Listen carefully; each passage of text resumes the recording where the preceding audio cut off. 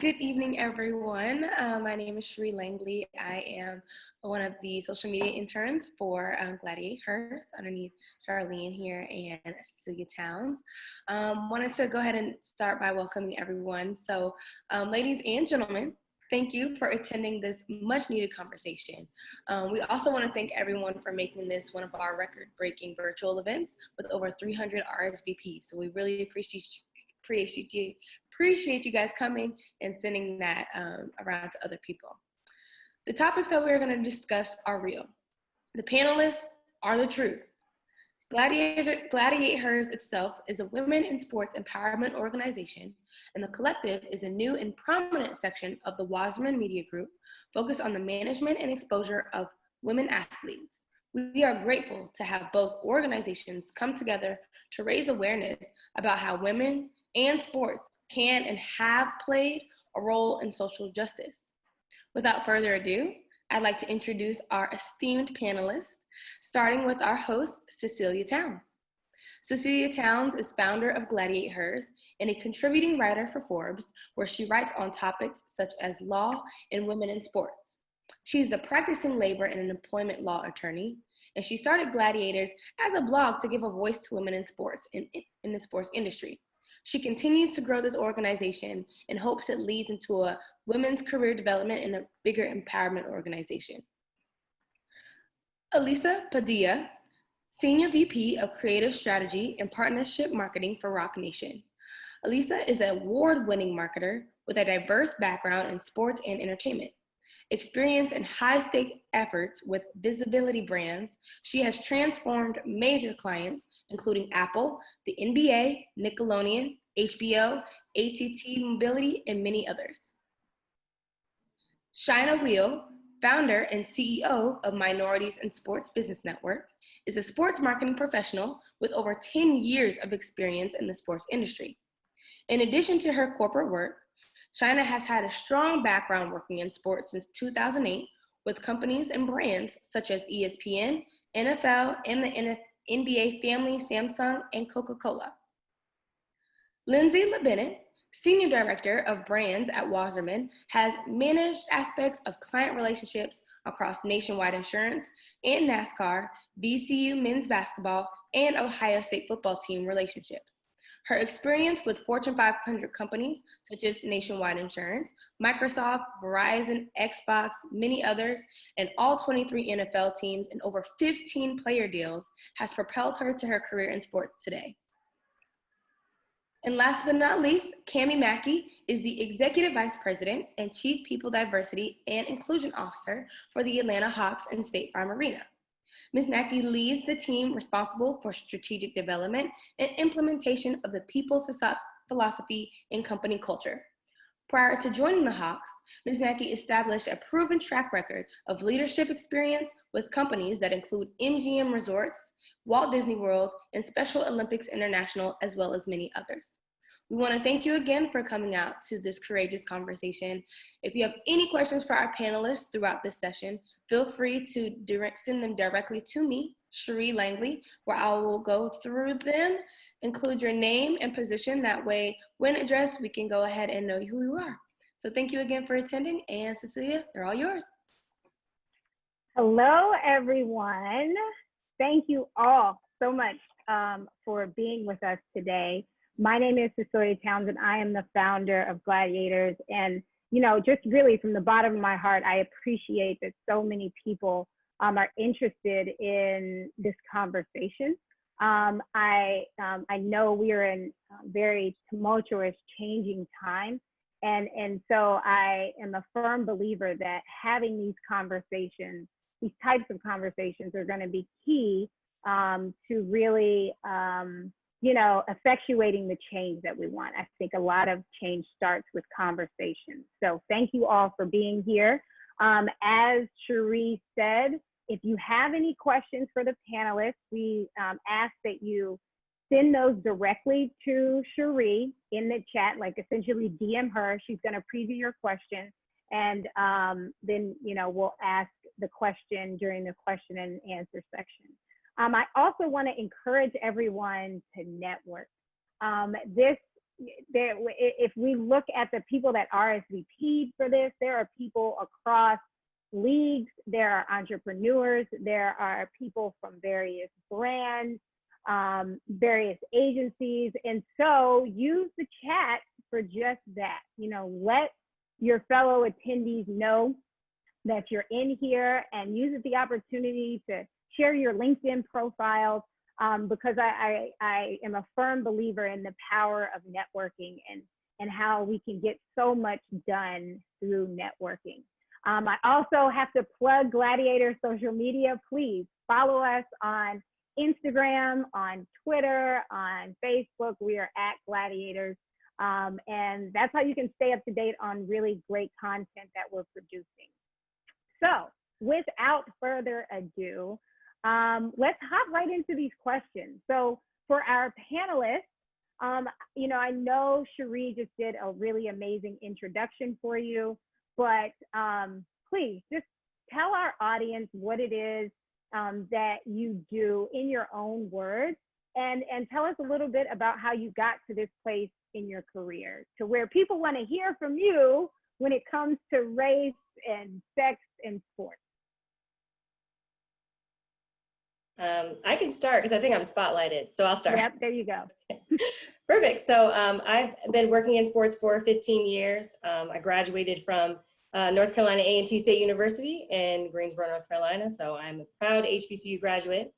And I started off my career in sports at NASCAR, which, based on the announcements today, they are really attempting to make leaps and bounds in the space of diversity and inclusion.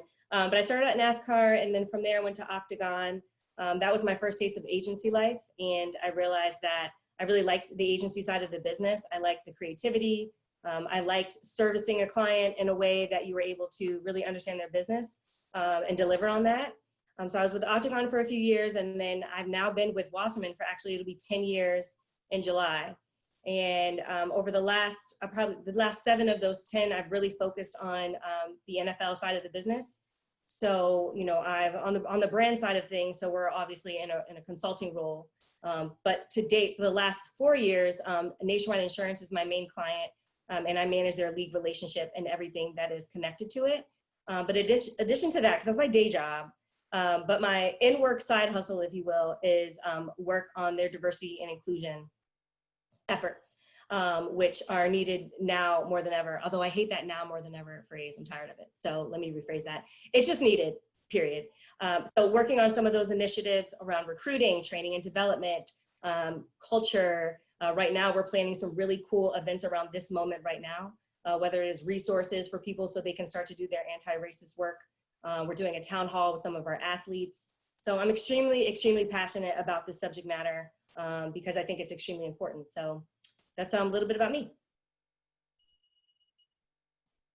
I can go Thanks. next. And Shaina, can you go next? Sure. So I'm Shaina Wiel. I'm the founder and CEO of Minorities in Sports Business Network. We are an organization of over 1,000 people of color across the country who are in all facets of the sports industry. So I love to say that this group is the epitome of the Black people are not all a monolith group, because we don't have everyone who works in basketball or football. We have people who work in golf, the NHL, NASCAR, anything you can think of, we have people in the group.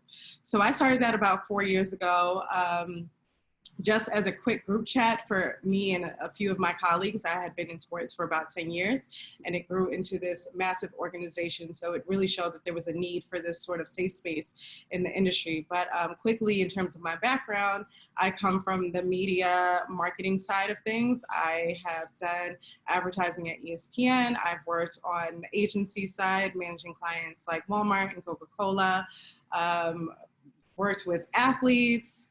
I've kind of been everywhere. So I had like a really robust view of what the sports industry was from the inside, especially from a corporate side. And it's also allowed me to really build my network to where we are today. So that's me. And I'll jump in. I'm Cammie Mackey, and I work with the Atlanta Hawks as the Chief Diversity, People, and Inclusion Officer. And when I think about what I do and what I've done probably over the past 30 years of working is really working with organizations to help build the culture, help to come in and look at the processes, the way things are worked, the programs that we have in place, the people that we have in place, to make sure it's a culture where everyone basically feels that they belong, their voices are heard, they have a seat at the table, innovation takes place, and then the organizational goals can happen. So coming from, I'm new into sports, 2 years, so coming from more of a corporate environment where I work with companies such as Walt Disney World, MGM, your hospitality brands such as Marriott, Hilton, IHG, where customer service and culture has played a humongous role. Coming to the Atlanta Hawks, helping in building the culture and fostering an environment, where others feel that they can, be the best that they are. Coming into the space is something that I focus a lot on. And from a diversity standpoint, where we are today, there are a lot of parallels with organizations looking at their business. What are their recruitment processes, their training, their development? I see a huge role in that space. But in addition to that, I think a big part of what we do too is looking externally and saying, hey, we want to be a part of the solution, not just internal, within the organization, but in our communities as well. So putting a lot of programming in place to be the leaders in that space to help us both ways. Thank you for that. I'll go And next. Elisa? Yeah. So Elisa Padilla, very happy to be here with everyone. I have been in the sports and entertainment industry for 25 plus years, have worked in basketball, have worked in media, have worked on the brand side for many years, and most recently worked in baseball for close to 2 years down in Miami. So that was an unbelievable experience, since I had spent the majority of my time in basketball. And most recently, at the beginning of the year, I joined Roc Nation as head of creative strategy and marketing partnerships. And it is very refreshing to be part of an organization that thinks diversity and inclusion first. So, being part of this conversation tonight is really critical, because I think that the conversation is important. And based on everything that I have witnessed in my professional life and also in my personal life, I think that it's a good forum to have a real conversation to really impact change. Well, thank you all for that. I just truly believe that your passion for what you're doing is absolutely reflected in, where you are in your careers. And I thank you for the work that you're doing. So we are all clear that we're here to talk about race in sports. So I guess, enough with the pleasantries. Let's get to the nitty gritty of sports. If anyone willing to share about a time along their journey that they have had to deal with racial or gender-based discrimination, and willing to tell us, a little bit about that, and then how you were able to overcome that. Yeah, I can share one example. So as I mentioned, I started off my career at NASCAR. So as I'm sure you can imagine, being a Black woman at the racetrack, every weekend I was met with lots of glares. And at one race in Talladega, Alabama, someone actually threw a banana peel at me and called me Wow. a black bitch. There's no children on this, so. Sorry. No, you're good. But that, I think, we're having this larger conversation about like overt racism and covert racism. So those experiences with overt racism, I think, are easier to deal with, because you see what the deal is, you understand, like, I see where this person is coming from, I know not to give any more energy to you.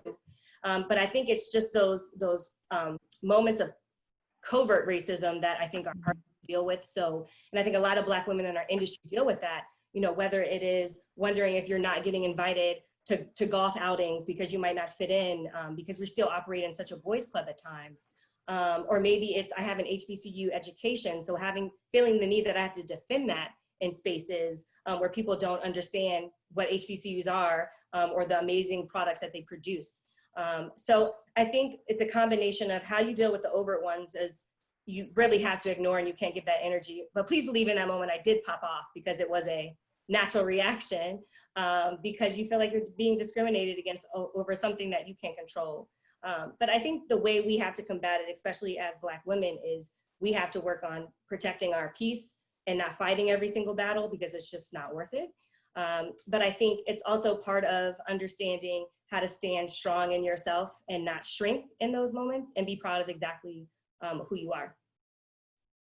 No, I agree, with a lot of what you said. I think back when I look at my journey in my career, have I experienced racism? And the answer is definitely yes. Some has been, covert, some has been, overt. I too went to a HBCU, and I went to Howard University, back in the 80s. And Thank you. That's right. But I remember so distinctly, in addition to my parents talking to me about how, to navigate once you get out in the real world, I think about my professors, and, we didn't really have the term for it back then, but it was really the unspoken rules. It was a playbook. I had a playbook coming out as far as what you did, what you didn't do. And it was, things such as you need to work harder. Regardless of what individuals are doing around you, you need to work harder, you need to work longer, you need to watch the tone of your voice so that you don't come across as an angry Black woman, because you want your message heard, and you have to make sure it's, it comes across in a way that they can hear the message and not get lost in, the other parts of it. But it's dress a certain way, don't bring problems to work. It was just, when I think back, it was such a box. It was a box where you came to work with, the work you had to do, be it whatever your role is, whatever challenges you had with your role, but also coming to work if you're a mother, if you are a wife, those challenges. But then also that box where you had to, even though things may have been said, slight remarks or the looks or the exclusions, you found yourself having to manage that and keep your head up high and having your confidence. So I go back to self-pride, having it within yourself. I cannot stress that enough, is believing in yourself, surrounding yourself with advocates, having your support group, people who are going to encourage you, because when you're out, you do. Some people say, I don't code switch, I'm who I am, all the time. But I know there have been times when I've had to walk into a meeting a certain way because I knew my audience. And again, it's not that I'm trying to reduce who I am. It's just so that my message can be heard, and, and looking at the audience to see the best way of doing it. So I think the pride in yourself, confidence in yourself, getting out there, listening, learning, have a mentor, that you can learn from and talk to, because there are going to be times when you're going to be pissed, you're going to be frustrated, you're going to be mad, and you're going to need to share and regroup to go back in there. But those are just some of my experiences from racism. And before Shaina and Elisa share, I think, one of the things that you're touching on right now is this, this idea of wearing a mask. And I think, a lot of people in privileged populations, white people, have no concept of what it takes for Black people, Latin people, to come into an office every day. They, oftentimes we feel like we're wearing a mask. We cannot be ourselves. And so, it's just this idea of an added layer of pressure that we, are walking into these spaces with, that everybody else is completely free of, because it is a burden to make sure your voice is a little higher octave, so that you sound less threatening. It's a burden to make sure you're dressing in a way that, you know, you think is more palatable to your audience. And so I think that's, you know, a point that's really worth honing in on. And that I think a lot of our audience, you know, it'd be great to learn for them to come to appreciate about the experience of people of color. So I'm sorry, go ahead, Shaina and Elisa. Yeah. Go ahead, Elisa. So thanks. So I think, you know, as I was preparing for this, how to answer this question, I think back to as an undergrad, my, you know, part of the curriculum, I had to do an internship. And I remember telling my guidance counselor that I had gotten an internship at Madison Square Garden because I wanted to work in television when I was an undergrad. And he looked at me and he said, "Oh, you must have gotten the internship because they were looking to fill a quota." Wow. And I remember, I mean, being, you know, a young, impressionable, you know, 19-year-old or however old I was back then, and thinking to myself, I was like, wow, like, that's what you think of me. Like, and in the back of my mind, I was just like, if he thinks that, like, is that really true?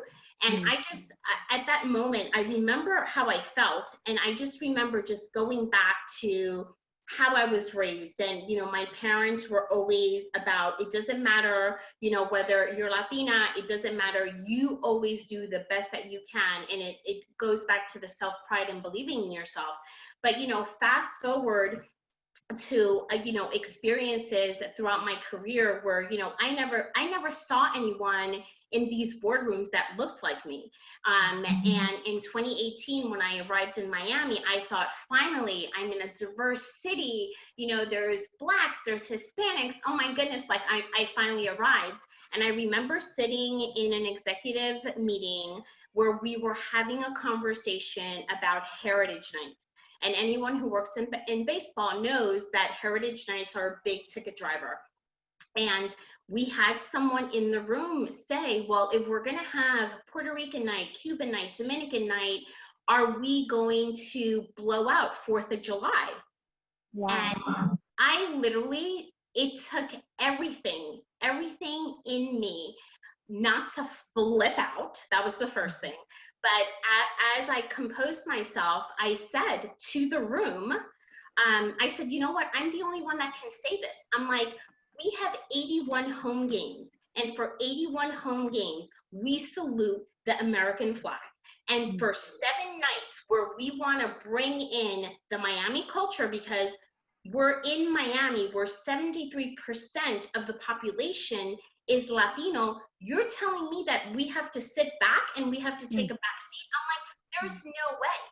And it really, that was like a pinnacle moment, because it's like, we're still educating people about cultural differences.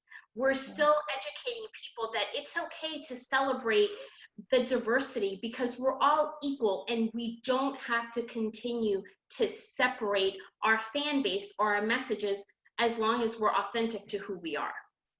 Yeah, I think that's a really important point. You know, this idea that in celebrating people who are different, you're somehow denigrating the majority, and that's not it. You know, it's just the fact that the majority is always celebrated, and in this minority that we find ourselves in, we are always, like you were saying earlier, taught to shrink and taught that our culture, the way we do things, is less than. So I think, you know, sort of related to the Black Lives Matter movement, you know, saying Black Lives Matter does not mean that other lives don't matter. You know, it's just a matter of, you know, recognizing, the cultural differences. And I'm sorry, Shaina, go ahead. All good. This is an open conversation, so I'm here for everybody's stories. Yeah, I think for me, the story I want to share is one of my first full-time jobs in the industry.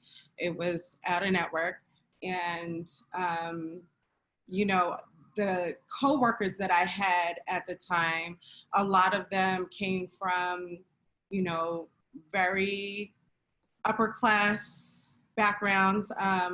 they got their jobs because their dads played golf with the president of the network, or they lived next door in their summer home in Bermuda to one of the executives at the network. And that's how they were able to get in. And I got in because I went to that company's website and applied online and got an interview. And there happened to be a Black executive who they introduced me to during my interview, who had remembered me calling him 4 years ago in a cold call, and was like, I remember her, hire her. And that's how I ended up getting my role. But it was during the time when Trayvon Martin happened. It was the summer that Mike Brown happened. And that was before, you know, the national conversation really happened around Black Lives Matter. That's when Black Lives Matter first started. And I remember right before that, it was the Occupy Wall Street situation.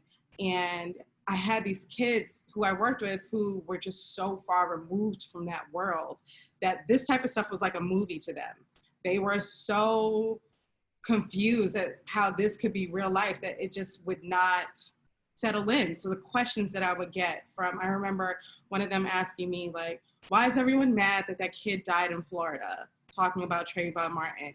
I mean, don't make it a race thing. Just tell me what happened in that situation. I mean, everyone dies, right? So why is his death such a big deal?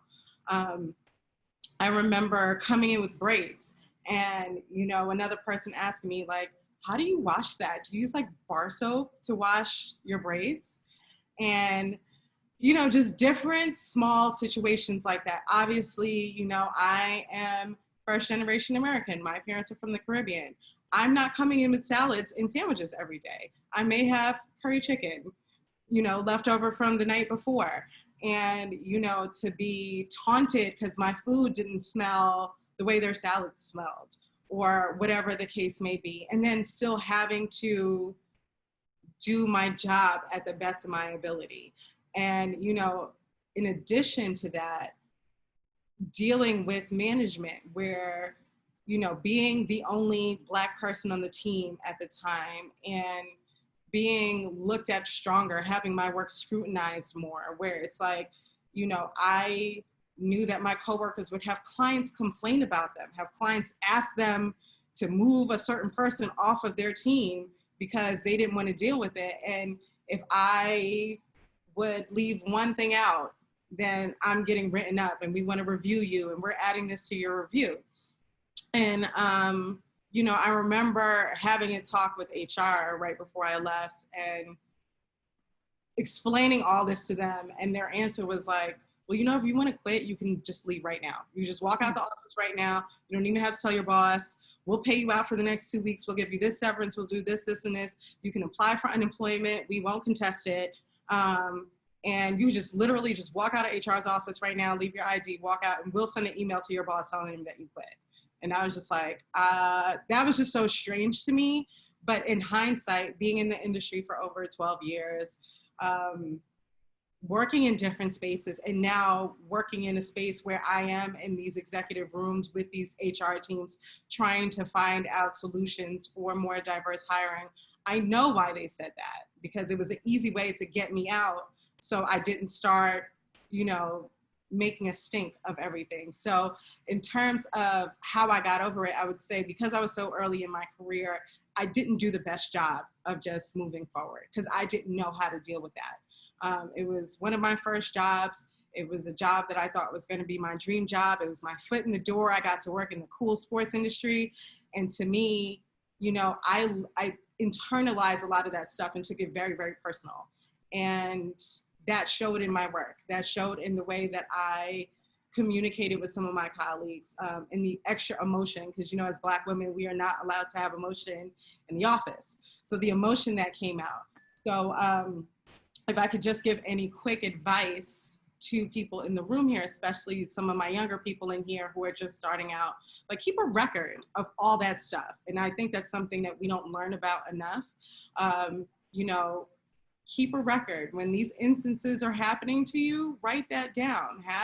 I used to have, in later jobs, like an Excel spreadsheet that I kept in my email that I would update, like a Google Doc, that anytime, you know, something overt or something that I felt was implicit happen, I would record it. So if there ever was, you know, a case being made against me, or, you know, I had the opportunity to talk to HR, I could pull that out, like, here you go, this is what's been going on. So definitely keep a record of all that stuff that's happening. Find a tribe in your office, find your personal tribe. I remember there was a few offices that I've worked at. We've had, you know, our Black Girl Magic groups, where it's like, you know, the few Black women that worked in the office, we formed our little coalition, and we're like, listen, we're gonna be there for each other. And we had our group chats and our group texts, and use that to express our emotion and our anger, instead of, you know, just not having an outlet for that. So I think I can't stress enough is to find your tribe at work, and use that as your safe space. And also join organizations like MIS. We're here to be a safe space for you. So that's it from me. Thank you all for sharing. I mean, I think, you know, this idea of the microaggressions, the more discrete forms of racism, to Lindsay's point, to your point, Shaina, that oftentimes can be the stuff that really wears on you and really tears you down, right? Because it's easy to go to HR and say, hey, excuse my language, but somebody called me a nigger, or somebody called me a bitch. But when you go to HR and you say, well, somebody asked to touch my hair, or somebody said my food smells, that doesn't even trigger the same thing in majority populations. That's easy for them to say, oh, it's like, it's not a big deal. You're making a big deal out of something that's not a big deal.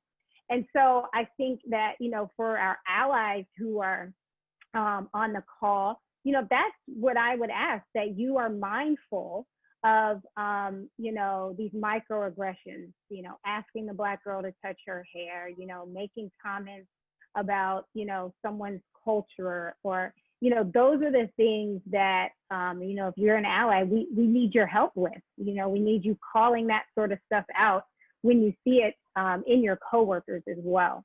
Yeah, and I to add to that too, I think one thing, especially for our allies in the room, you may not realize is, although those comments may not seem as big as a deal, they may seem as a joke or something that you don't take serious, what it does is it builds up this sort of insecurity in you, where you start to second guess everything that you do. You are cognizant of everything you do, to the point where, for me personally, you know, I was starting to make changes in the food that I ate, because I was like, oh, I can't bring this to work tomorrow because I don't feel like being made fun of.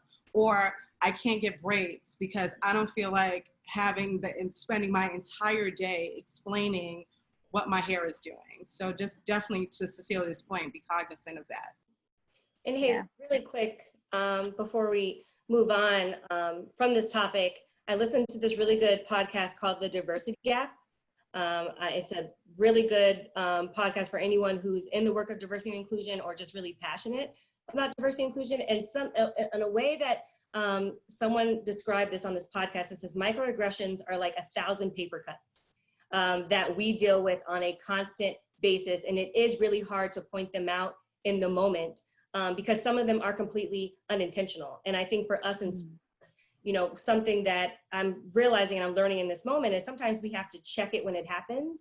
So I was in a situation working with an athlete, and someone was describing him like, God, he's just so articulate. I can't get over how well-spoken he is. And I had that whelp in my throat, like, oh. So then I was like, no, we have to say something. And I said, I know your intention here is to provide a compliment, but it is not complimentary to act surprised when a Black male athlete can be a good storyteller and he can communicate. So I just want you to be mindful of this moving forward. And we have to create these moments of learning where, instead of being like, oh, that's messed up, and making a mental note, I think we have to address it in the moment. And then something else too, as we're talking about allies, and I know this is part of a larger or questions later, but something that I was having a conversation with a friend, and I just think that we should change our language and not call them allies. I feel like an ally basically means someone is coming to your rescue to help you in your fight. But this fight against racism, this fight against gender equality, discrimination, it's not our fight. especially racism. You know, we Black people have been carrying the baton of that fight for too long. It's time for us to pass that baton. And instead of calling the white people who are conscious and want to do this work allies, I think we should start calling them more like accomplices, because they are part of it. And if we make it seem like they're helping us with something, then we're taking the ownership off of their shoulders. So, but I know, I mean, allyship and ally, I think the word, it makes sense, but I also think that words mean things, and we have to try to change the narrative that this isn't an issue that Black people, Black women, because we know a lot of it falls on our shoulders, is here to fix.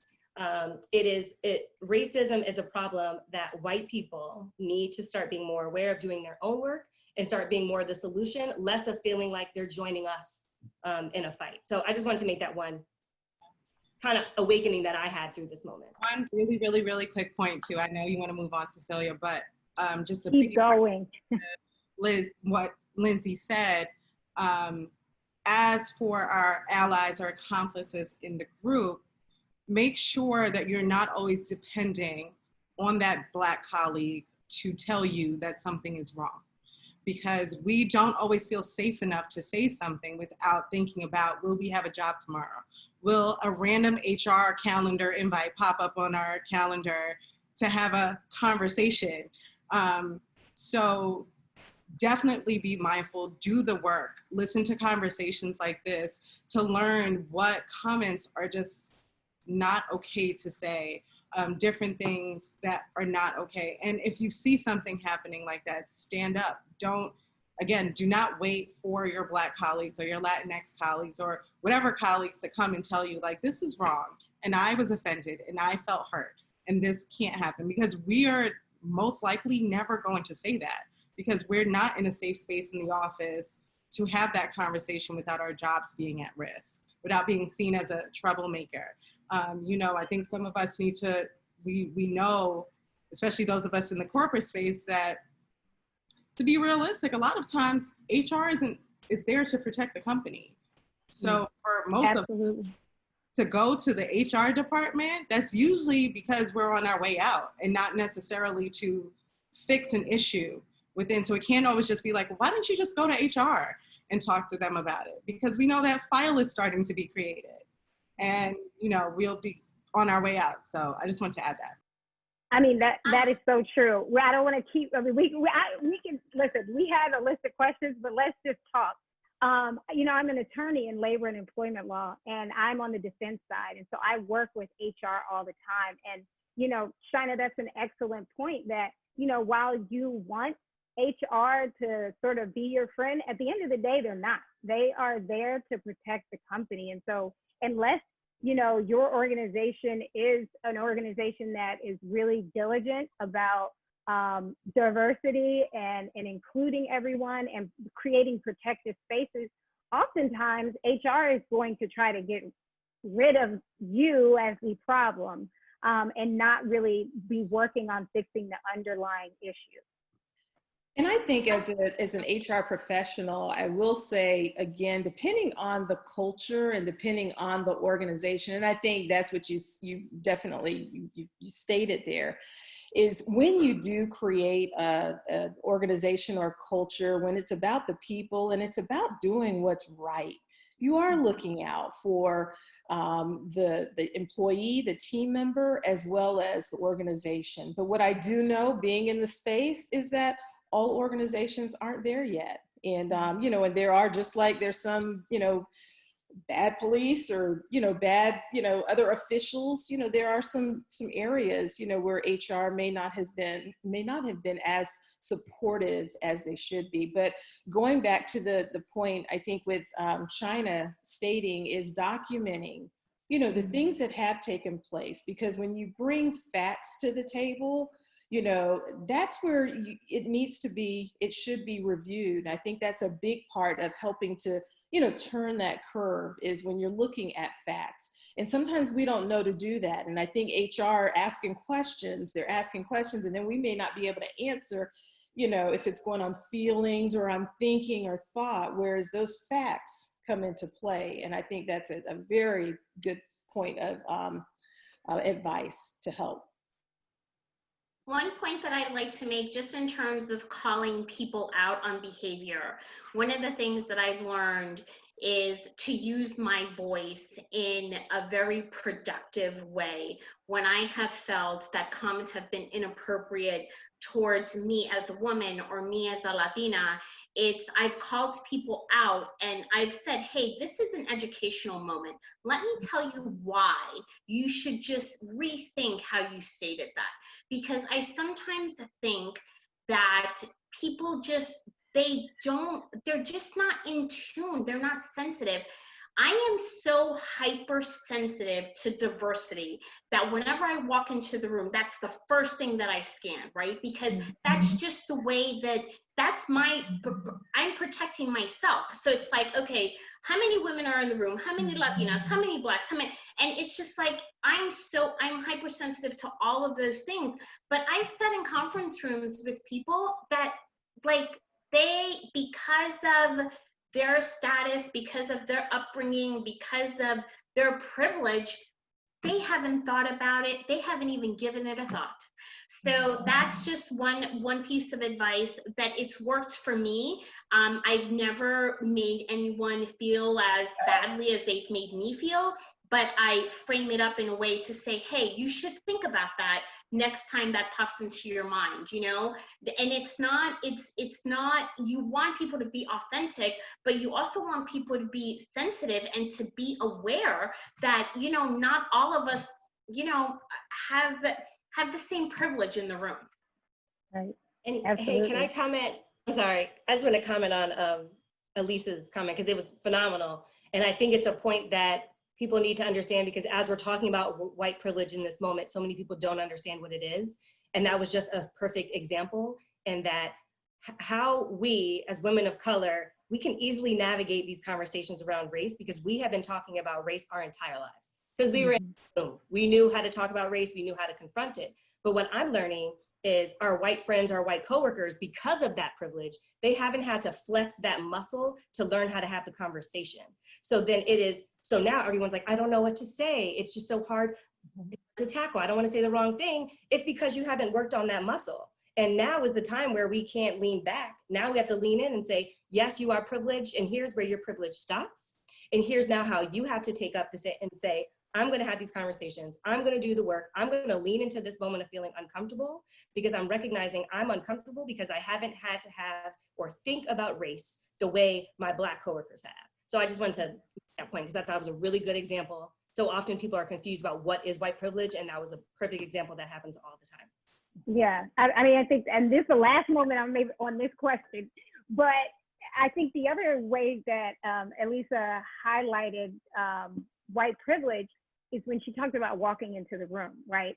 So white men in particular, they don't ever have to scan a room to find their ally. They just walk in the room and feel like they can take it over. You know, women of color, that is exactly right, Elisa. We are constantly like, all right, where's a potential ally? Who can I go sit by in the room? Like, who can I nudge when somebody says something crazy? All of that goes through our mind. So it's work that we put in, and that, you know, white people have no idea. This is like the undercover work that we're doing just to try to, you know, get through the day. So that's just so great, Elisa. We are putting in that work before we even walk into the room. That's right. We had to have that conversation of, That's right. What does my hair look like? Do I need to go with my hair straightened? Who is my That's audience? right. That's right. Point, Cammy, about audience. Like, do I need to straighten my hair for this meeting? Who's going to be in that room? Which means I need to now spend money to look a certain way. Mm-hmm. Where some of my white colleagues do not have to worry about that. They can easily just blow dry their hair out, where I need to go to someone to have it professionally blown out. Can I wear braids? You have beautiful braids in today. Mm-hmm. You know, if you were going on an interview, I know that is something that, especially in the legal field, that would go through your mind. Yep. Which legal firm is this? Can I go into this interview with braids? Do I need to take these braids out that I just spent $200 to $300 on just to be palatable for this interview, even though, you know, I have something happening? So we're doing that work before we even walk into the room. Whereas, you know, to your point, especially white men, like it's not even a thought. They can easily just walk and know that things are going to be accepted. Absolutely. All right. Does anybody else want to add anything else to that point? All right. So, we've been talking about, I think, overt and covert racism in our office spaces. But, how do you, as, professionals in sports in particular, what are some ways that you have seen racism play out in the sports industry in these covert ways? And who do you feel like is perpetuating it? And I don't mean that you got to call out a company or a name, but, maybe if you feel like, oh, the media is actually, really bad at perpetuating it, whatever, that question that I asked, actually, I feel like assumes that you are recognizing covert racism in sports. Maybe you're not. So I guess, are you recognizing it? If you are, how are you seeing it? And yeah, speak to that, ladies. So I think I'll kick this one off because I've given this one a lot of thought, just in terms of, I've worked at the NBA, I've worked at 3 sports teams, and nothing is going to change until the people at the top change. So, for example, my experience at the NBA, I think Adam Silver is a phenomenal leader. I think he has the pulse on diversity. I think he gets it.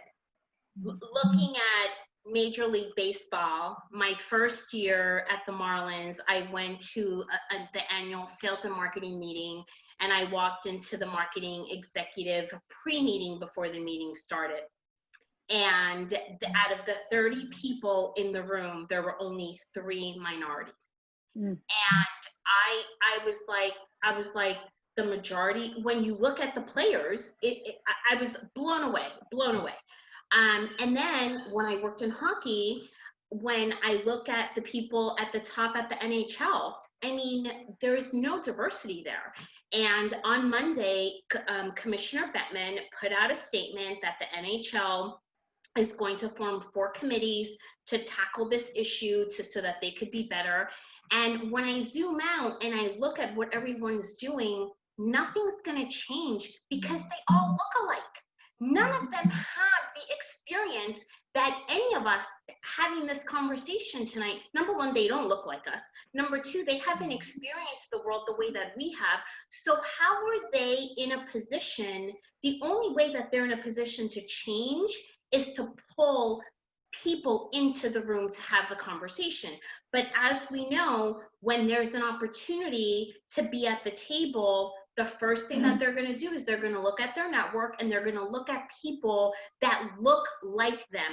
And that's where the change has to happen. And it's just like, it's so frustrating because, I look at myself and I look at the career that I've had in the sports industry, and I'm just like, how is it that I've been working in sports for 25 years and we're still having the same conversation about not having enough diversity at the table? But it's not going to change until those men in that room pull in people to give a different point of view. Yeah, I kind of wanted to jump in here too, and it's interesting that, you called out some leagues. We had our weekly happy hour last week where we just used it as a safe space for different people of color in the industry to come in and just vent. Like, this is how I feel, this is how I've been feeling, this is how my company has reacted.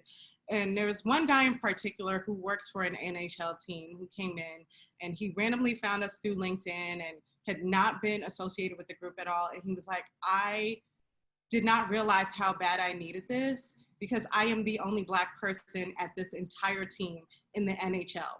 So the NHL has a team that has 1 Black employee at the entire team. And to me, I find that mind-blowing that not one person has turned around and looked and said, hey, there's only 1 Black person here, and we need to change that. I think about Sports Illustrated putting out that tweet about how, after layoffs, last week, they said, we've realized that we were left with no Black writers. Your layoffs happened last year. So for an entire year, not one person at Sports Illustrated said, hey, we don't have any Black writers here. After our layers, we were left with no Black writers. So that brings to my point in terms of change is like, we're not gonna see change until promotions happen. The examples to your question, Cecelia, of like covert racism that I've seen was that, one, people of color are not getting promoted the way they should be getting promoted. We are often looked over for promotions. You will see it, especially once you start to get to the director level. And as I'm starting to do more work and starting to speak to more teams and leagues with minorities in sports and finding out ways that we can work together, I'm realizing even from the dynamics of our group, we have a ton of people in there that are manager level, a ton of people in there that are director level. As soon as you start to get to VP, it starts to thin out. As soon as you get to SVP, EVP, it's thinning out. I may know a handful of Black EVPs in this entire industry out of all the companies and that's leagues, teams, agencies, affiliates, whatever. So that is something that definitely needs to change. And also being mindful of the work that you're putting these people on. Just because they're Black does not mean that they need to be on certain projects. That is a form of racism. I worked at an agency once who felt the need to put me on a project for BET, to bring me in for the pitch. BET was not one of my clients. I didn't work on BET. I didn't work on the pitch. But last minute, they're like, hey, we need you to come to BET with us. Can you take a quick look at the deck and see if there's anything that we should change? If I wasn't on that team initially, why am I being put on now? I'm being put on now because you needed a Black face in the room and you knew that.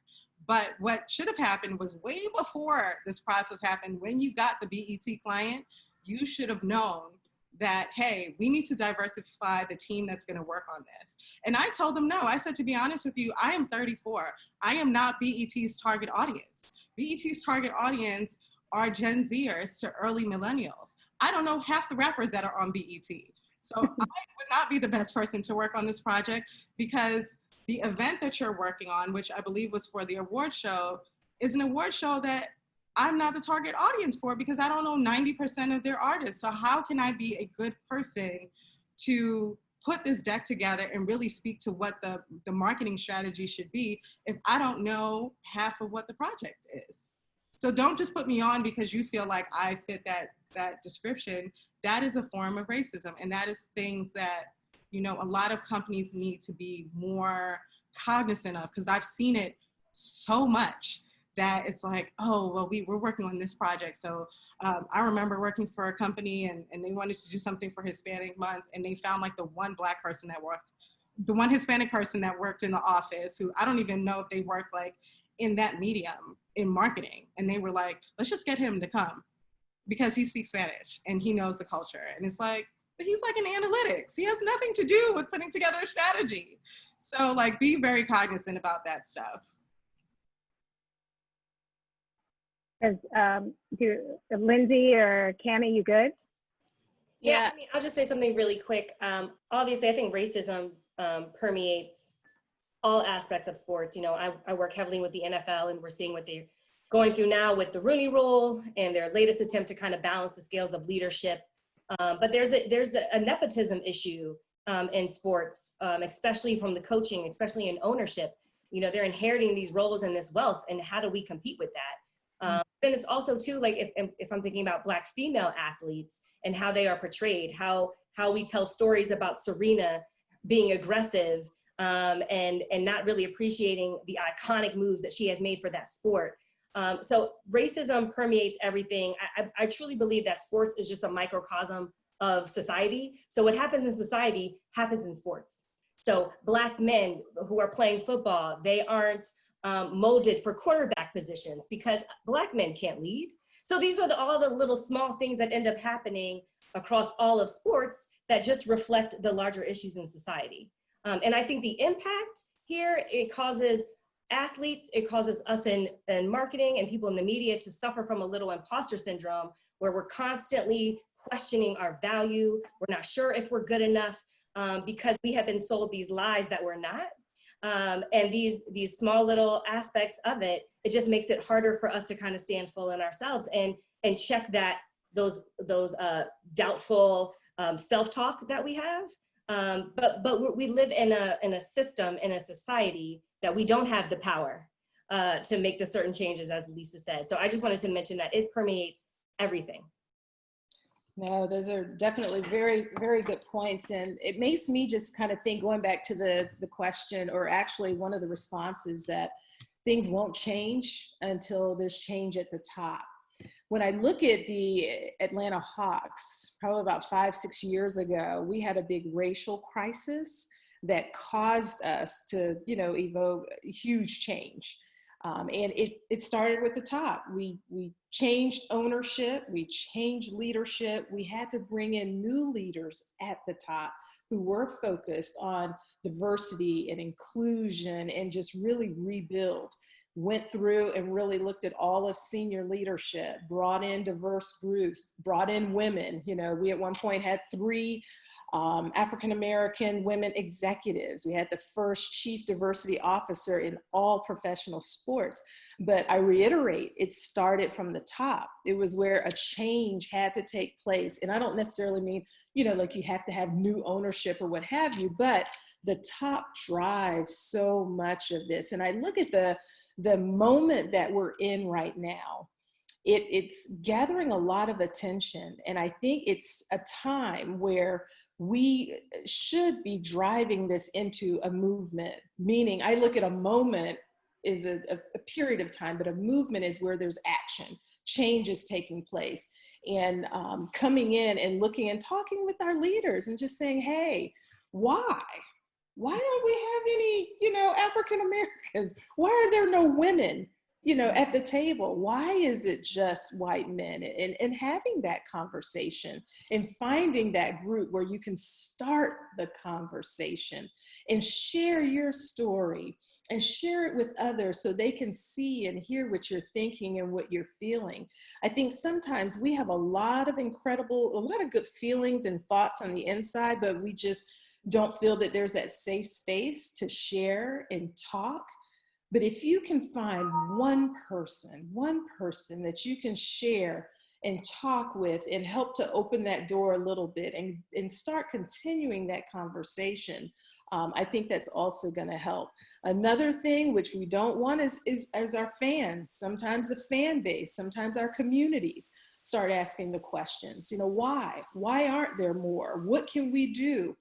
Sponsorship, all of those pieces. I really feel in the past in sports, I have not seen where we've had those big catalysts to drive that change, but now we are in a time where there is a lot of attention. And I think conversations like this will help us to put some thoughts and some plans in place to help to make a difference and open some more doors. And I also think those of us who are in positions, we've got to open the doors for others.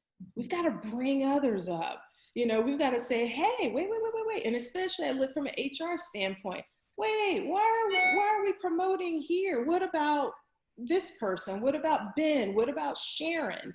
Let's have a level playing field. So we've got to have that voice in whatever platform we have to use it to drive change. And I agree.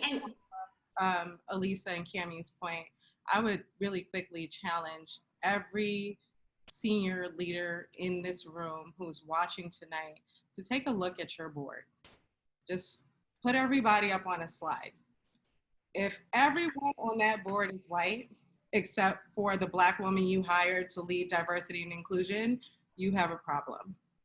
So take a look at that board and revisit that and say, like, we can find a person of color, we can find an Asian person, a Latinx person to lead biz dev, especially in these revenue driving roles, because those are the roles that make money. We need to be in those roles too. We need to have access to those roles. So please, I challenge you all to really take a look at those boards and bring that up and start to shift things. One point that I'd like to make, it's very interesting. We've talked about using our voices. And I know earlier someone said, we have to be careful of, how we, say things, in a room.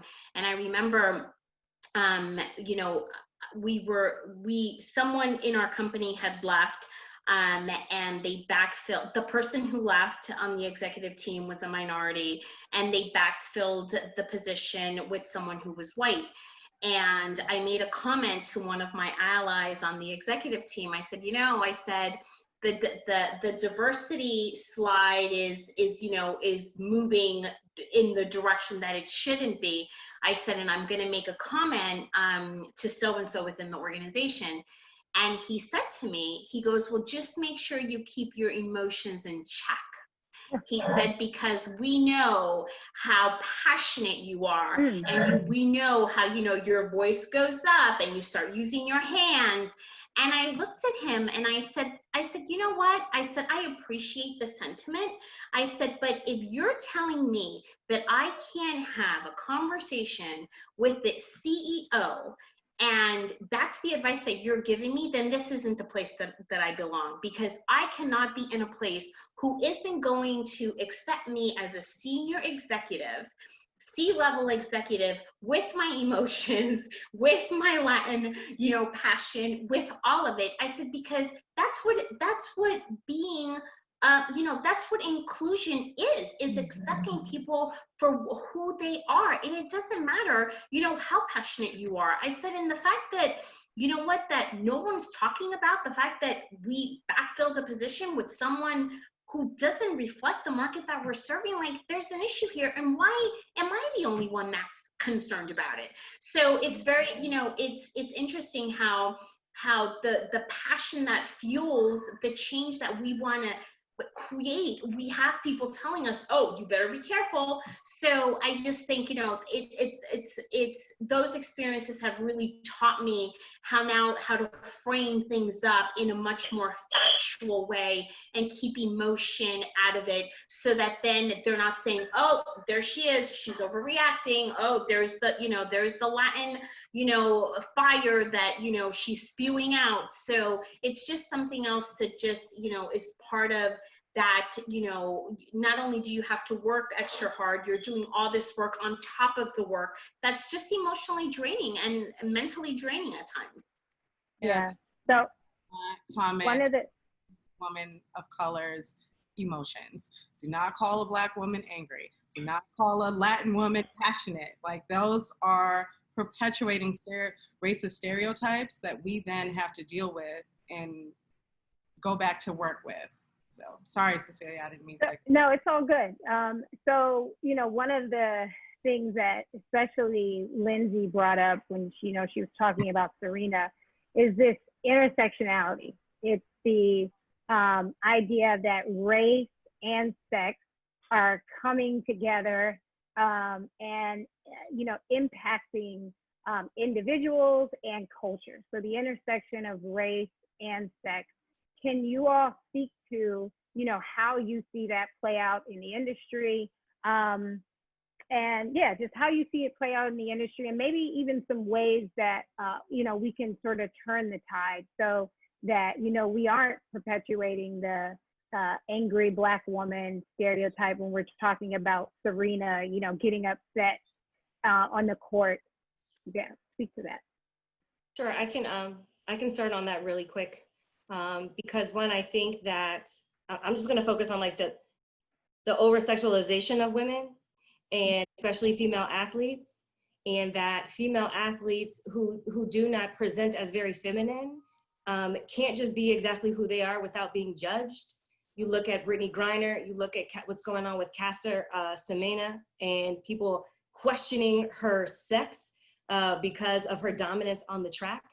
Morgan State University did a really good study on this about the weight of racism for Black female athletes, and how when it comes to how we're defined as our beauty or our sports intellect, whether it's how we judge Pam Oliver for her weaves, but we don't judge other white broadcasters for their hair. So I think Black women, women of color, queer women are often, outside of just being marginalized, we're judged based on the Western standard of beauty, or what is feminine, or what is beautiful. And I remember, I forget which Olympics it was, but Lolo Jones was running. And I just remember there was this, and this was just, maybe this was just on Black Twitter, but I just remember there was this whole dialogue about like, Lolo isn't that good. Why was she, she's with Sprite and she's with Visa. And then there's a real conversation of like, I think people genuinely look at Lolo, she's beautiful. And I think for women in sports, they have to push against that this isn't a beauty contest. Serena is here for you to care about her cat suit or not. She's here to win. And I think Black women, as far as how do we push back against that is where we have to stand strong in who we are, but the other people outside of the industry, they permeate it. So we need to check the media. How are you storytelling about Black female athletes? You know, how are you framing up their passion and their commitment as it compares to Black male athletes? So I just think that we have to start pushing back and being strong and leaning in and being like, I don't care if you don't like my weave. I'm not here for you to judge on that. I'm here to compete just like men are. But that goes back to the larger conversation of equality. But so that was just my one thought. And even to your point, Lindsay, like in terms of Pam Oliver, what no one was talking about is that Fox was not providing her with a hairstylist who could actually do her hair. Right. Someone who was on a sideline reporter for over 20 years, who was a veteran in the game, for her to be doing her own hair was preposterous. And even, you know, as you brought up the WNBA, I remember a good conversation on WNBA Twitter a while back was the only time the media even covers the W in a larger sense is when there's some sort of, you know, issue that happens, some sort of scandal. So like I remember when Brittany Griner and I forgot her ex-wife's name, got divorced. And that was like a big deal. But no one was talking about how Brittany Griner had like such a, Gloria Johnson. Thank you, Erica. But no one was talking about how Brittany Griner had such a great season or anything else. It was always like, that was more sensational to media than their actual game. And we would never see something like that on the men's side. One of the things that Lindsay said when at the end of her comment was about equality, right? And I think that female athletes aren't on an equal playing field with their male counterparts. But I think about the issue that Sports Illustrated does, the body issue, right? Where they showcase the men, they showcase the women. And I think, I may come across as kind of being naive in saying this. I think that that's the only piece of content that I have ever consumed where I feel that the media is portraying these athletes on an equal playing field and only looking at how they train for, you know, to be the best that they can be. You know, you never hear, you know, how Serena's too muscular when she's featured in that, in that platform. So, I mean, the issue is so large, and it all goes back to we're not equal. We're not there yet. And that's the problem. Yeah, one of the people keep bringing up Serena. So I played tennis in college, and so like tennis is my jam. And one of the things that, you know, is commonly discussed in the tennis world is the fact that for so long, Serena, you know, has been number one, the top earning in winnings. And yet when you looked at earnings overall based on, you know, sponsorships and things of that nature, it was always like Serena wasn't the number one, it was Maria Sharapova. And it was simply based on, you know, these Western ideals of beauty that, you know, the person who was not the best in the world was still ending up being the highest paid.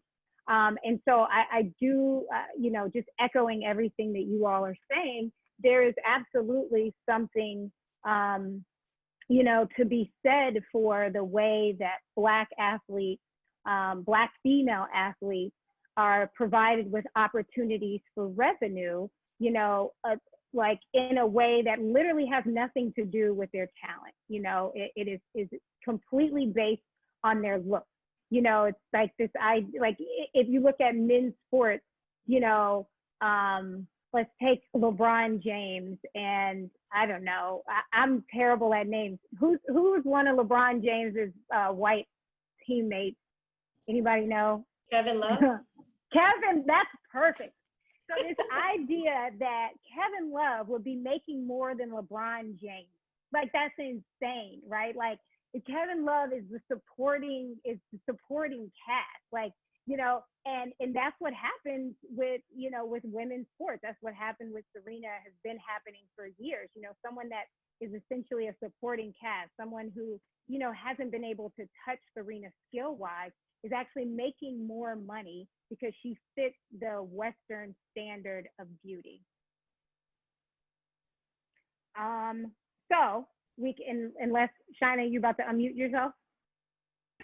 No, I was gonna say in regards to ESPN's body issue, they're very intentional with that, in terms of showcasing different bodies and how different bodies work for different sports.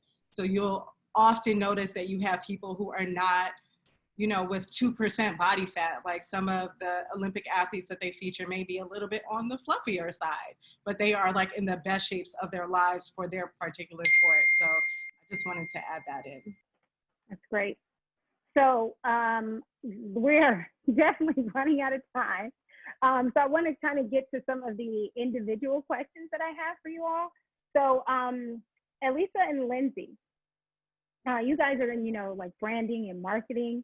Can you speak to, because I guess my perception is that branding, marketing, it plays a huge role in how people perceive products and how people perceive people in general. So can you speak to how marketing branding strategies in sports are falling short of eliminating race and gender bias, and then how you think we could change this trajectory? I'll go, sorry. Yeah. Lisa's going off on you.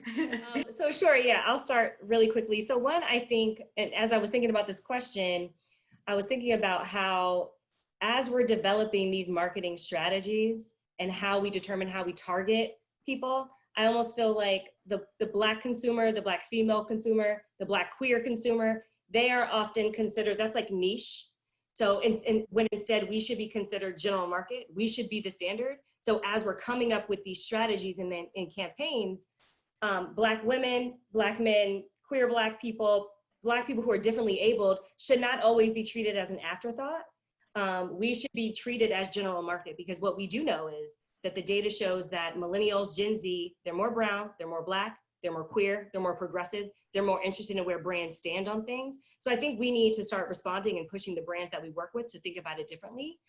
Something else I think is important as we're talking about marketing and branding, and as it relates to race, is that Black culture drives so much of what's mainstream. We set the trends, right? So if we set the trends, why aren't we being considered with how that is being marketed, or how they're using their messaging to talk to us? So instead of it being, here's our general market strategy, all right, here, make this work for Latinx, make this work for LGBTQ, it should be flipped around. So I do think that is how we're failing in this space. And I do think a way that we can kind of change the trajectory of that is reinforce that in our circles, and making sure that as campaigns, if you work in marketing, for everyone on the call, and you're in a strategy meeting, and like, how do we approach this product or this event? How do we market it? You have to be the voice in the room to have that D&I lens to say, okay, our messaging, our content, how we're using digital and social media, how is each one of those elements in the marketing wheel, if you will, how are those affecting Black consumers? It has to be a constant thought. It has to drive what we do. It cannot be an afterthought. So that's the one thing I wanted to add on that. Yep, and to further that, I would say that being on the brand side, you know, you have to have someone in the room with that diversity lens and that sense of purpose. I can tell you that from my personal experience, the teams that I have led from a marketing perspective, diversity was always at the top. I would get, you know, TV scripts or radio scripts, and I'm like, okay, are we showcasing women? Are we showcasing kids? Are we showcasing men? Black, Asian, it didn't matter. And I just remember, I remember working with a creative director who would submit work to me, and I'm like, where is the diversity in this creative? Because when people, for me, I look at marketing all about evoking emotion, right? You have to have that connection with the consumer. And if the consumer doesn't see themselves in your branding and in your messaging, you're never going to get their attention. But I think that, I think that you need somebody in the room. And to echo your point, Lindsay, for the audience here today, if that's a key takeaway, if you're sitting in the room, ask the question, where are the Blacks, where the Latinos, where the Asians, where the gay people, the moms? I think that it's really important. And I think that fundamentally the way that we're going to move forward with the change is just educating people and just opening up their eyes to the fact that the world doesn't look one way, and we all have to lean in, and we all have to champion each other. Thank you both. So Cammie, you're up now. I think the team or the organization, they also seem to play a huge role in, the perception of the athlete, and which in turn plays a big part in how people, perceive the league as a whole and perceive sports as a whole. So, do you find that, teams are perpetuating, racist sentiments and racism? And if so, what do you see as the way forward, the way to get these organizations, to move away from doing that? I think you're muted, Cammie. Sorry about that. I think, when you look at teams per se, the makeup of the teams, and I look at from an NBA standpoint, a lot of your teams per se, may not always be as diverse, but when you look at more European players coming into the space, when you look from a woman's standpoint, when you look at the women in college basketball, you look at the WNBA, you see that we are in this basketball industry trying to change and bring more of a diverse, group into that particular space. But I think to change the trajectory, we really are going into our middle schools. We're looking and, making sure their basketball programs, you're looking at young girls and teaching them the benefits of it, team sports, and what they can learn and gain from it, and encouraging them to come out and play and get involved in a lot of different ways. From a business standpoint, when you look at the teams, I think there's a lot of work that still needs to be done. I mean, you look at the front office, you see, you don't see as much diversity. You look at, I think an example was brought forward earlier from coaches. You think about most of your coaches are not as diverse, but they're working with the teams that may be diverse. So, it makes one looking, it's like, wait, you can lead, we can play, but we can't lead the teams, which takes a different muscle in managing and leading and being strategic or what have you. So I think, when we look at the trajectory of how we can change that, I think, again, it goes back to the top, making sure that we are bringing in, diverse coaches, diverse people, in the back office to kind of help to change that paradigm shift, if you will. Yeah, I think, again, we just hear this sentiment that it starts from the top, it starts from the leadership. So Shaina, you're up. You have started an organization that is specifically, targeting minorities in the industry. So, why are organizations like yours and GladiatHers even, why are we necessary, and what role do we play in changing, racism, changing sexism in sports? I think the biggest thing that I've seen in terms of us being necessary is just providing access. One thing that I saw early on in my career was that a lot of my white counterparts, especially if they came from a certain background, had access to things that I had never even knew existed, whether it was a certain network or a certain executive because, you know, their dad knew them from college or their dad worked with them at one of their first jobs or whatever the situation was, where I was kind of coming in as just like super green, you know, just excited and thinking that I had an even playing field. So, you know, one thing that I noticed, especially dealing with our college students, is that a lot of our college students have no idea what jobs are even in the sports industry. You talk to them, and I know, Lindsay, we've talked about this as we've talked about roles that we wanted to put out to MIS Next. Like, everyone wants to be an agent. Everyone wants to be a GM. They have no idea that those are 2 roles out of literally thousands of roles within the sports industry. So when we do our spring networking trip and we bring our students to different cities and bring them to meet some of our pro members at their places of work, and they realize just the vast majority of jobs. I remember we took them to Nike, and we have this guy who worked on the team at the time. I think it was called like the Eakin team, and that team's focus is like to make sure that Nike is staying on the pulse of the culture. Like, his job is to just stay on the pulse of like sneaker culture and Black culture and whatever culture that leads to Nike's marketing goals. And our kids had no idea that a job like that existed, that their job was just to stay on top of the culture. And when I remember they left that day, half of them turned around and was like, I want to work on the Eakin team. I want to go work for Nike on the Eakin team. So just providing access, and even for some of our professionals who, you know, don't usually see those VP roles, because a lot of those roles aren't necessarily posted. And by the time they're posted, they're already filled. So, you know, I think for our organizations, it's working with these different leagues, these different companies, and being good partners and still holding them accountable to these roles. So don't just send me your entry level roles. Send me your SVP roles. I can find a really good Black person or a Latinx person or South Asian person or Asian person or whatever to fill that SVP role that you have. Send me those revenue generating roles. Send me those legal roles. And don't just look at, if you're going to legal, someone who went to 5 of the Ivy League schools and only worked for 4 of the Fortune 500 companies in their legal departments. Like, let's expand those a little bit. So I think our job is to hold these companies accountable, as well as to provide access to our constituents of roles that they may not have even known existed or ever seen posted before. Thank you. I think that's really important.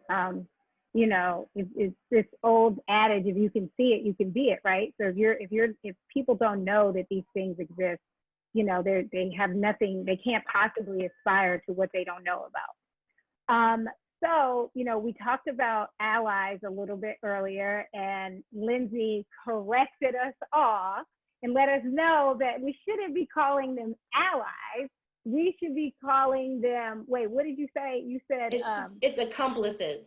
Accomplices. Yes. So I want to ask you all, what's an ally or an accomplice to you?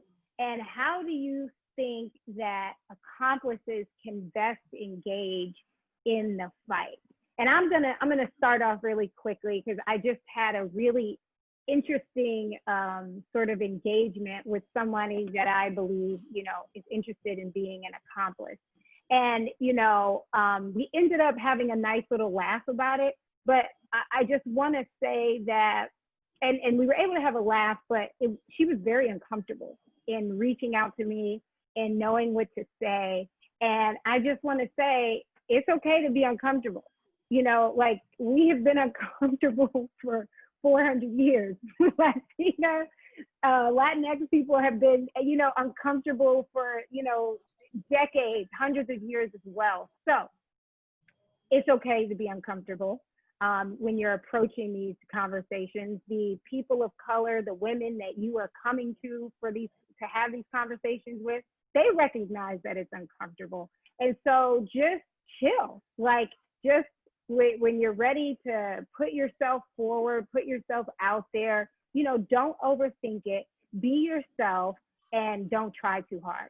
So, ladies, what's an accomplice to you, and what do you think they need to be doing, the people who are willing to be accomplices? So I think, you know, when you think about an accomplice, it's instant action. It's someone who doesn't, you know, is not just there and say, oh, you know, I'm here to support whatever you might need. No, it's someone who's going to actively get involved. And to me, that getting involved is first, it starts with listening and learning. Listen, learn, ask questions. And then when you think you have it, I want that person to listen some more, because it's going to take a little time for you to truly understand and know what, you know, to say and do. After you've listened and learned, and then, you know, you're committed about being a part of the solution. And the solution, again, takes some action. When you sit there and things are done around you, things are stated, and you don't say anything, you are part of the problem. You're not a part of the solution. And I think that's one thing that I want, you know, those, you know, advocates to know. You got to be a part of the solution by taking some action. And I say, you know, if you see something, say something. Don't be quiet. Say something. Take a stance. And another thing I think is accountability. Accountability is one of those, when there are practices in place, you know, when you do have processes, say recruitment, and the recruitment process is we need to bring in and have a diverse group of individuals that we're going to interview. Hold your team accountable to that. Don't do shortcuts and say, my friend Susie has a daughter and we're just gonna, you know, for this one, we're just gonna go ahead and put her in. And we're not gonna, you know, post a position, and we don't need to go through the whole interview process. We have a candidate. Accountability, hold your teams accountable as well. Great. First of all, I love that we have adopted the accomplices. I think we should press forward and continue to use that. But I think the best way that accomplices can be involved in this fight is, one, educate yourselves. We all have resources. We have the internet, we have educations. Let's do the work as far as not coming to your Black coworkers and friends and asking them to talk you through white guilt when you can just Google that. So take the power of the internet and use that to educate yourself.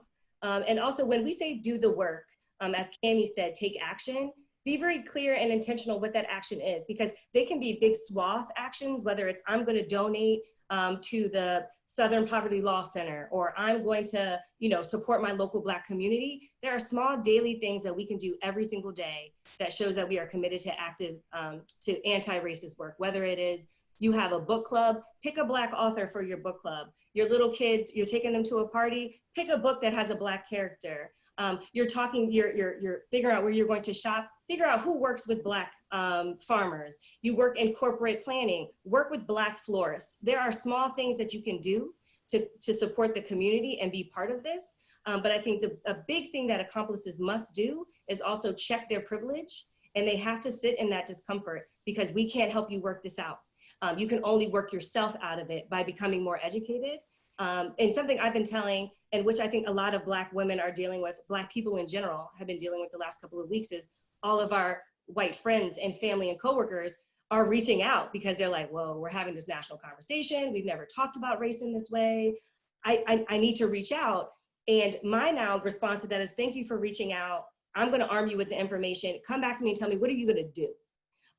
As we were on an earlier town hall and someone asked and said, this feels different from Mike Brown and Trayvon and Tamir. And I was like, it feels different now because we're in the moment, but I remember this excitement around Mike Brown. I remember everyone was, well, mainstream wasn't talking about it, but we have to prevent it becoming from how it was last time, a month from now, when there are no protests and nothing has happened. Like, that is when we really have to lean in and say, okay, it's been kind of quiet. What are you still doing for this fight? How are you still pushing your local government to make sure that they are addressing some of the issues with the police in your community? So the big way you can be engaged is just don't be complacent and make it part of your daily life as far as supporting your anti-racist work.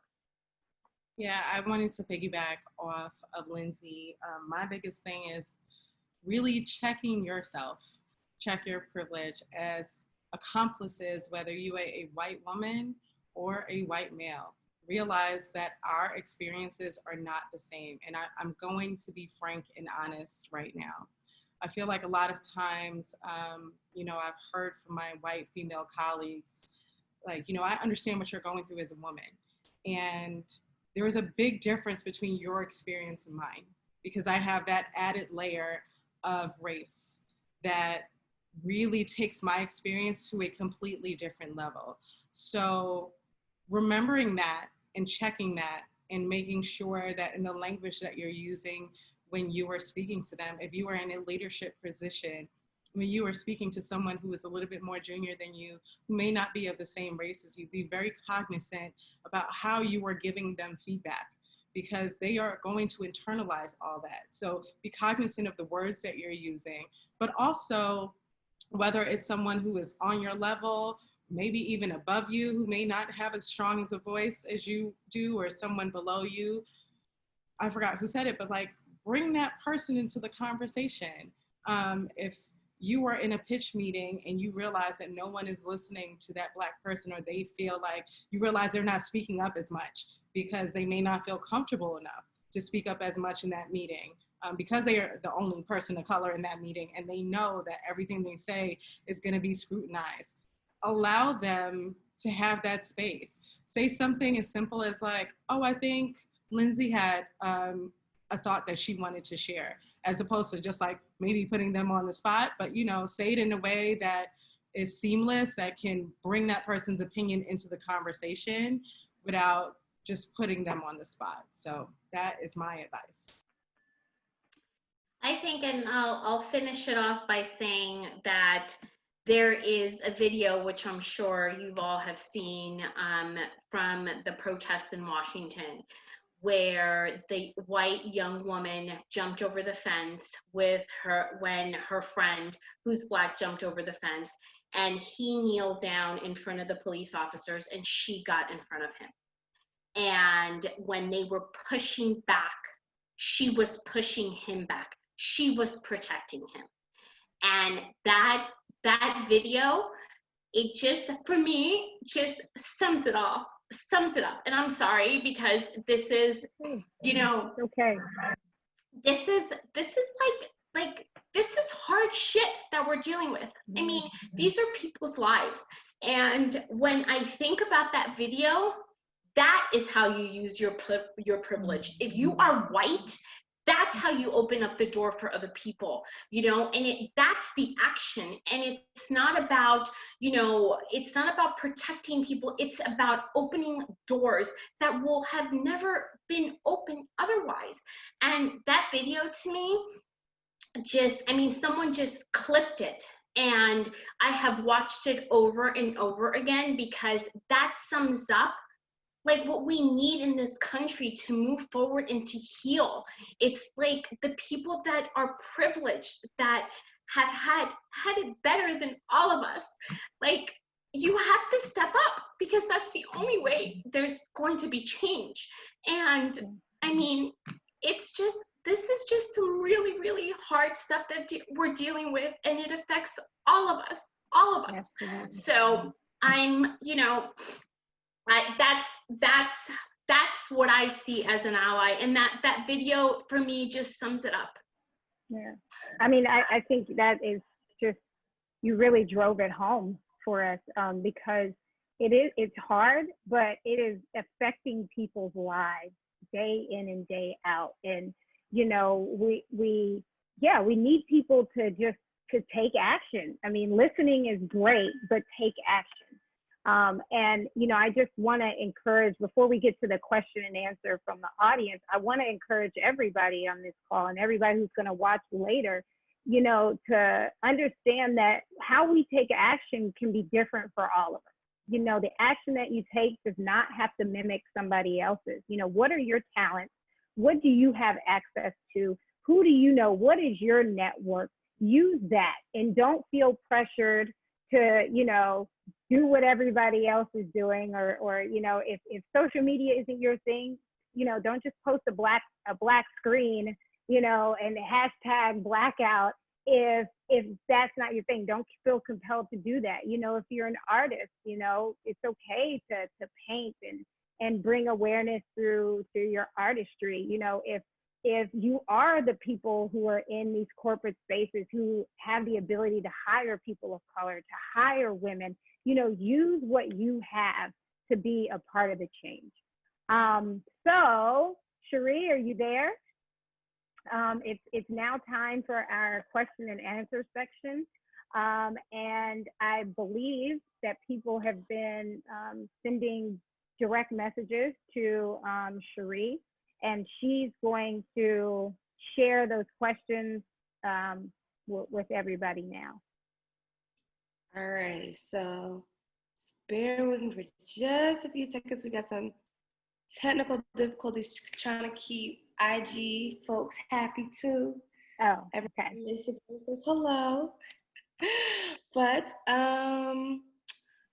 we can start off with the first few questions that I did receive. I don't know if they are still on the call, but I believe it's pronounced Liana Louie. Regional Diversity and Inclusion Lead and Content Creator for Fan and Fashion. Her question is, will we see more diversity and inclusion roles for major companies and teams? Do you think that is the next wave? Sorry. Oh, go ahead. I'm sorry. No, I'll say I think so. And I think because it goes back to right now, I just think I hear so many people saying, I don't know what to do. I don't know where to start. And this is looking at our counterparts, our white counterparts, not knowing quite what to do, but knowing some action, something needs to take place. And I think that you're going to see more people reaching out to find individuals that can help them and help their organizations through this process. But what I do hope is that it does not turn into, just a D&I professional, that person is handling all of, what's going on, the messaging, the actions, or what have you, because that's not going to be the solution. That's not going to help us. Having someone in the D&I space is really going to help keep the organization, focused on these matters at hand, focus on the actions that need to take place, help to embed practices that may not exist within the organization, but it can't be a crutch. Let's hire a person, and especially a person of color all the time, to lead those efforts. I wanted to add to that too, to even take it a step further. As these companies, because I agree with you, Cammie. I think that these companies, that those roles are going to just start exploding within the industry. But as companies, as you are looking to hire for those roles, let's be very intentional with the job description. Do not hire this person just so you can say that you have a person of color at the C-suite level in your little slide that has your leadership team. And then when they get hired, the only places that we're seeing them are on panels, at galas, speaking up. I would like to see actual tangible results from these people. So as you were looking to hire these people, put together an actual job description saying, put together benchmarks, goals. Like in a year, we want to see this change by this much. We want to see this many diverse hires. But, break it down so they have something that they can start off with, because from what I've been seeing, a lot of people have been hired in these roles and one, are not able to necessarily do their job in terms of implementing policies. And two, they were hired to be a face. So they could show up at all the lunches, all the galas, to say like, hey, I am Chief D&I Officer of Fortune 500 company X, and we're focused on diversity now. But then when you peel back the layers, you don't actually see anything that changed internally. So I definitely want to take it a step further than that. Yes, hire more of those people, but be very intentional with why you're hiring them. And one more thing to add to that I'll say is, I think the diverse folks who work in your organization, Black folks, LGBTQ, differently abled, we often have two roles of one doing our day job and then championing the issues of our marginalized group with everyone. And I also think those individuals at work, like myself, we have to speak up and say, I'm doing two jobs, I'm being paid for one.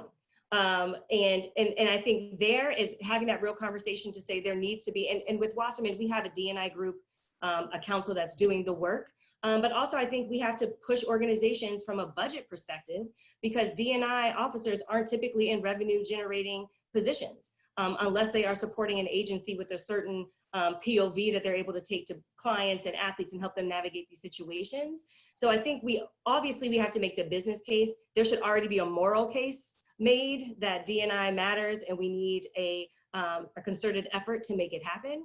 But I think there just has to be some honest conversation across the board for people of color. If you are in your organizations, if you are queer, if you are differently abled, if you're part of these marginalized groups, we have to speak up and say, not only do we need representation to help us internally, but externally, there's going to start to be more of a demand for people to know where does our company stand on these issues. And we can't just throw a rainbow up for pride. You know what I mean? It's kind of like, what for gay people 365? But we have to start calling these things out in a way that we haven't done before. I love it. Shari, do you have another question? Yes, so this one comes from Michaela Miner, a junior at Clark Atlanta business and marketing student, interested in sports marketing. What do you feel is the most effective way to use your voice in the room to discuss racial injustices? And you guys kind of already answered this, but if you kind of want to go into more detail of any racial insensitivities, and what was your response? I think that you have to use your voice. If you're in a room and something doesn't feel right, I think we started off the conversation talking about self-pride and our self-confidence. You have to be confident in yourself to speak up when something doesn't feel right. And one of the things that I've learned is that instead of getting emotional and leading with emotion, is to play back what the person said and say, you said this, and that is how that statement made me feel. And you pause and you leave it at that, because you are using facts, specifically words that someone used that made you feel uncomfortable. So I think using your voice and feeling confident, and just knowing that by you speaking up, you are making a difference, and that's how change happens.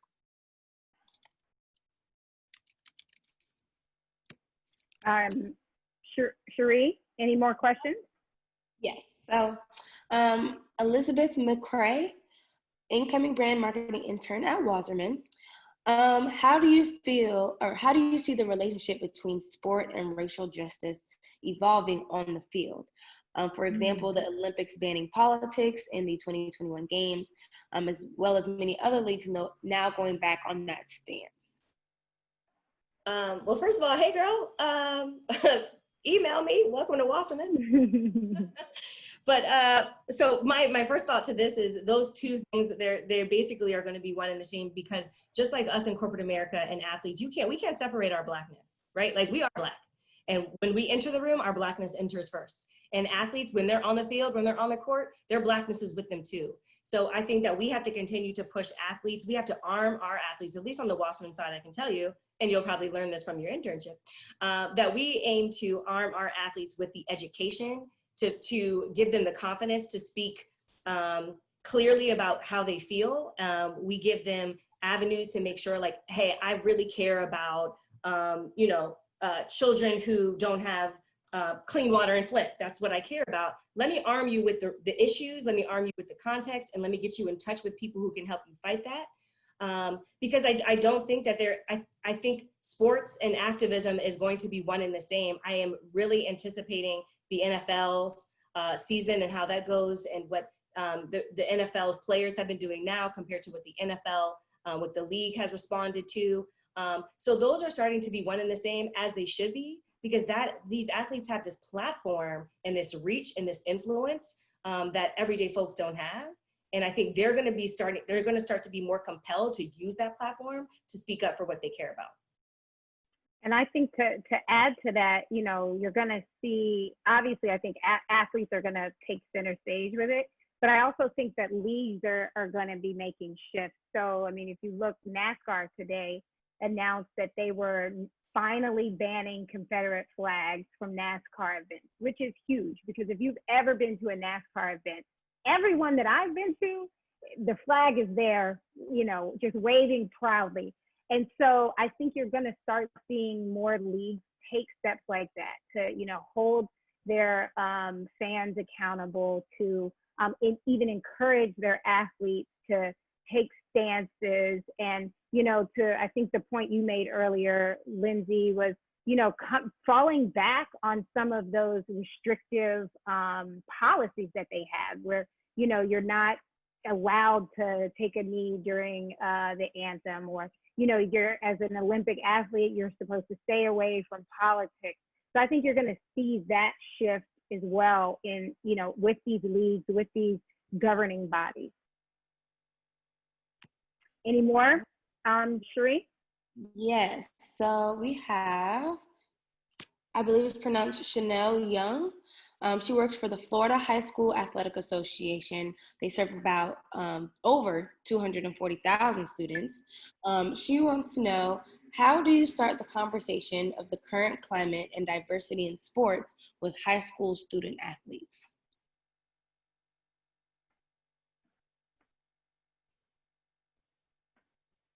Well, I will say, were you about to say something, Lindsay? No, I was trying to. Okay. I honestly think it's a great question because Okay. the conversation has to start there. Yes. Honestly, I don't have that expertise with high schoolers. So I guess one of the things that I was going to say is that these kids are super aware. You know, I'm 36, and when I compare myself in high school to where like my mentee is in high school, they are hip. So I want to first say, you know, well, let's give them credit, because I think starting the conversation is not going to be that difficult because they're already engaging in the conversation. They are having the conversation. They're at the protest. You know, they are writing their Congress people. So I think that, I don't know exactly how to start it, but I think that it's not difficult, and it's probably, the conversations are probably already happening. Oh, I do have one resource I think would be helpful on Instagram. It's a profile by the name of Conscious Kid. And I have a 5-year-old, so she's not there yet and having to have the race conversation. I want her to just be 5 and innocent and care about her Play-Doh and Peppa the Pig. But that Conscious Kid profile on Instagram, I think they would have some really good resources for that teenage level for how to have the conversation. So I would try to check that out. Yeah, I was just going to say really quickly, so I agree with you, Cecelia. Recently, my high school had put out a statement, and the students like revolted within minutes, the point where they had to turn the comments off. They then re-put out a statement, and now they're reaching out to like all alumni. We never knew this was an issue at our school. And those students were like, they started a separate page, a Humans of Archbishop Malloy page with just comments from different people. It's out of control. So these kids are very aware and they're vocal. So I think that's one thing to remember too. They're super vocal and they're willing to do the work. Yeah, that's true. Shari, any more questions? Yes. We have Madison Albury, a recent graduate from UNC Charlotte. Oh, he's over there. Okay. Interested in both community relations and social media content creation within sports. Her question is, how do we navigate the feeling that there is not enough room for us in the sports industry? She kind of goes into saying we all know there are a lot of companies that strive to reach a certain quota. So how do we flip that narrative of there's not enough room for all of us to make it inclusive for everyone? I would say we need to stop approaching the opportunity like there's not enough room for us. And that's easier for some of us who have just been in the game longer, because quite frankly, we're just tired of the bullshit. So now I know, like, for me specifically, if I'm walking into an interview, if I'm walking into a room, like, you're gonna get all this Black girl. You're gonna get me at my afro stage. You're gonna get me at my twist stage. I'm not taking out my twist just for this interview because I paid money and I'm going on vacation next week and I'm not gonna take it out and put it back in. So, And if you feel like you're not there yet in your journey, definitely seek out mentors, people who look like you, who have kind of gone through that, and just, you know, try to get their leadership and their allyship. And as we talk about accomplices and allies, even us people of color who have kind of already gone through those stages, let's remember that we can be accomplices for those who are just coming into the door as well. So I'm not sure if that answered your question, but that's what I was thinking. And to add to that really quick, I think positive self-talk, it seems very simple, but it's true. And this is also part of mental health. My company just finished Mental Health Awareness Month, and we realized that that is a lie someone sold to you, that there isn't enough room, and you just need to know that that's a lie and go into it and be your confident self. Because at the end of the day, no one can deny talent and no one can deny intelligence. So sharpen the tools in your box, and you go in there and you demand, not demand, let me fix my language. You set an expectation for what you know you deserve. But part of that is we have to work on our confidence. We have to kill that imposter syndrome that we think we're not enough or what we do isn't going to be good enough, because it's just not true. If you look at our white male counterparts, that's not their energy at all. They're rolling into jobs and not even qualified, and still have that air of confidence. So we have to make a switch mentally for ourselves as women, especially women of color, and tell ourselves that that is a lie someone's telling us. But also part of your individual work, and this was going to be a piece of my advice for everyone, is focus on being a category expert in something so that what you're bringing to the table is undeniable. So like, I'm not here to pretend I don't know anything about golf. I don't know anything about lacrosse. I don't know anything about swimming. I know NFL. That is the sport I play in. So that's what I dive into. So therefore my value is like, oh, if anyone has a question on NFL, we have to go to Lindsay. So create that for yourself. So that way, when you come to these opportunities, there's no doubt whatsoever, because you know you deserve, because you are a category expert in that space, and you have trained your mental with a little bit more positive self-talk. I'll add one thing to that, because that was right on point, is I have seen where someone has come in and they just demonstrated everything that you just stated, and positions are open, positions are created. Somebody else's shift, we can make a way to make it happen for the right person. So don't ever, self-doubt. You keep your head up, your passion. If you want something, you go for it regardless, and don't let anyone stop you. Elisa, were you going to say something? I was going to say that there's room for all of us, and don't think that there isn't. And I think that that's the first step, is that there's room for everyone. And I mean, Lindsay summed it up perfectly. So I just think that it was just worth repeating that there is room for all of us. Shaina? I was just going to make a quick comment. Donald Trump woke up one day and said he wanted to be president of the United States, and he became president of the United States. So with zero experience. So if he can do that, you can get your role. So have that confidence of a mediocre white man and go in there and just crush it. And I mean, I think there's really not much to add to what y'all just said, because it's just so spot on. So what I will add is that there are actually, resources, because although we can say, hey, positively speak to yourself, change your mindset, that's not, everybody can't just do that alone. So 2 books that I have found are super helpful around that is You're a Badass at Making Money, and Secrets of Six-Figure Women. Those are 2 really good books that if you feel like, I can't really get beyond, this idea of scarcity and I'm not being enough, read those 2 books, because I think they can be super helpful in changing your mindset, and getting you to a point where you're like, I am more than enough, and then externally there is more than enough. So I think we have time for one more question. Do we have another question, Shari? Yes, we do. And it's funny, it's the very last question. Good. It's from Kimani Halton. It kind of is related, but kind of goes more into the job market. Her question is, what is some advice that you can give to recent graduates, class of 2020, during this time on how to navigate through this job market? I know you guys kind of answered that a little bit, but if anyone had any specifics on how to kind of like navigate. I'm going to do a shameless plug. Minorities in Sports has a college arm. And Kimani, I just saw that you graduated from Penn State. So we are, hey girl, fellow Nittany Lion. We actually just started a chapter on Penn State's campus. And that is what we do. We help delete some of those barriers that we had coming into the industry. So we are setting you up with the networking opportunities. We are giving you access to roles that you may not have had access before. We work with people like Lindsay, who will send us internships and say like, hey, can you throw this out to Next?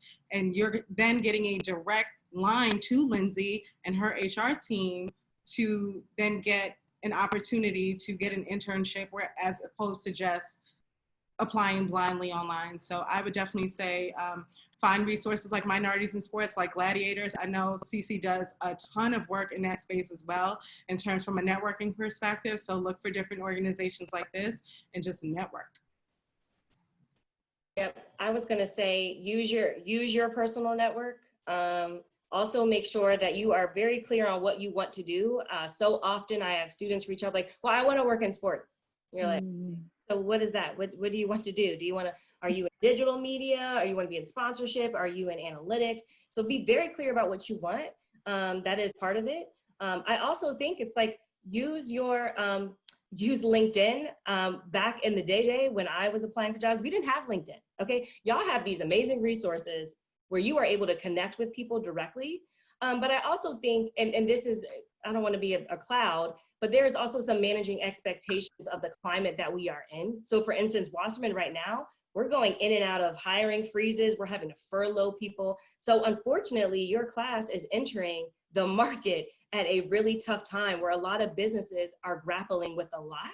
That's not to say that jobs aren't out there. It's just probably a little bit more of a grind to find them. But most people who we hire and who end up staying here longer are people that we know. So use moments like this to connect, to engage, to stay connected, and also kind of be patient. You know, when I was graduating college, I had to take another internship and then another internship because there were no jobs available. And I was at the time I wanted to be in music. I wanted to be Beyonce's publicist. So I went to go work with satellite radio thinking that was going to happen.